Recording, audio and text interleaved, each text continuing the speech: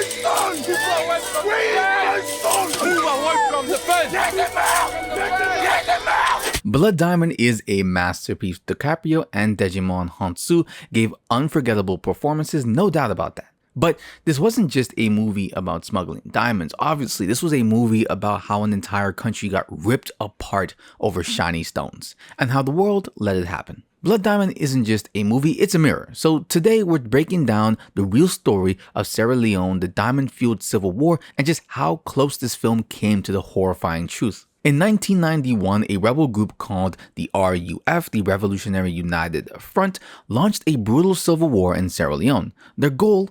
Power, money, and government control. But their weapon of choice weren't just guns, their weapons were fear. They burned villages, amputated civilians, forced children into combat. Why? Because fear was currency. With fear, they seized mines. With mines, they got diamonds. And with diamonds, they brought weapons. And with weapons, they forged more war. All at the attempts of gaining control. Now, Sierra Leone is a rich country in terms of resources. Gold, iron ore, fish, cocoa. But chief among them is diamonds. That's where the jackpot was. The diamond-rich areas of Kono and Kinima were so abundant that you could kind of just get diamonds as long as you had a shovel, a sieve, and transport. How can you approve that the combatant, the RUF, are responsible? Everybody who took part in this war, they are responsible, starting from those we call intervention force, Kamajos, government soldiers, even the RUF. So there is no need to talk about atrocity. Which the RUF saw and seized the opportunity and seized a lot of the mines and sold the conflict diamonds on the black market. That money brought weapons, more bullets, and more child soldiers. And the rest of the world mostly just watched, unfortunately. Now, quick note, blood diamonds, also known as conflict diamonds or red diamonds, are diamonds mined in any kind of conflict zone and sold for the financing of war efforts. So after a brief history, let's see what Blood Diamond got right. Blood Diamond dropped in 2006. DiCaprio played a Rhodesian smuggler caught between greed and guilt, while Djimon Hounsou played Solomon, a native of Sierra Leone and a father whose son is kidnapped by rebels. The movie didn't flinch at all with this kind of stuff. It showed child soldiers with cold accuracy, how they were desensitized by violence, trained to kill without question, drugged and turned against their own family members. Solomon's son is our representation of this painful truth. Through his eyes, we see a good kid turned weapon. Indoctrinated, made to forget his own father, drugged, and to champion murder. And then let's not forget the amputation scene. The United Front is coming!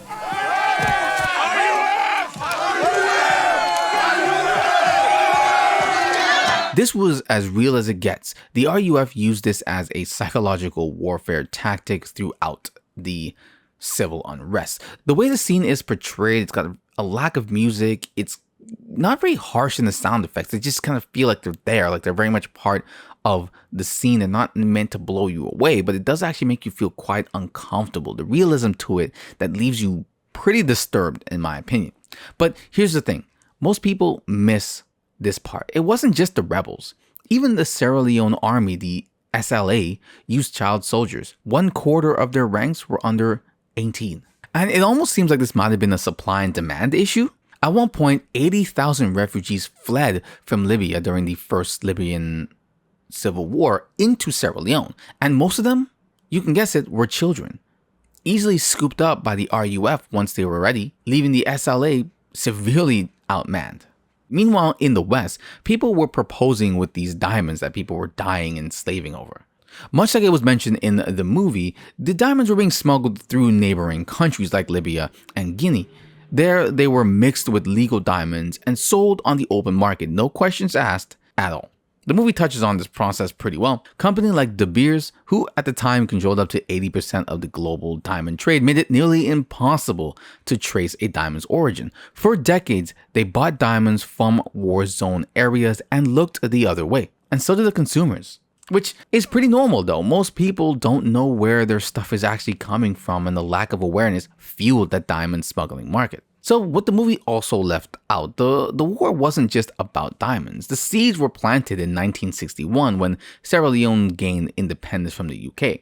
The first prime minister was well liked, but after his death, power corrupted the following PMs like democracy was going out of style. Corruption spread like wildfire. One-party rule took over, and under Joseph Momo, the man in power when the war began, Sierra Leone was already broken. No education system, no hope, just poverty and anger.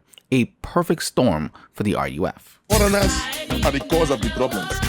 Did anything change after all of this was said and done? The film ends with a call for reform, and to be fair, some changes were made. In 2003, the Kimberley process was introduced, a global system meant to solidify conflict-free diamonds.